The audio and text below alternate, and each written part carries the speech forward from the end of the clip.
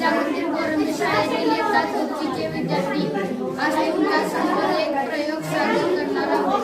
प्रयोगाचे नाव वयोवृद्धांसाठी स्वयंचलित सौर. गावात किंवा मोठमोठ्या शहरात वृद्ध माणसे एकटी राहतात.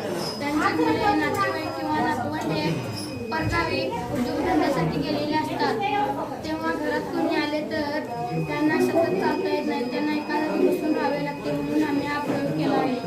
चला तर तुम्हाला आमचा हा प्रयोग दाखवतो.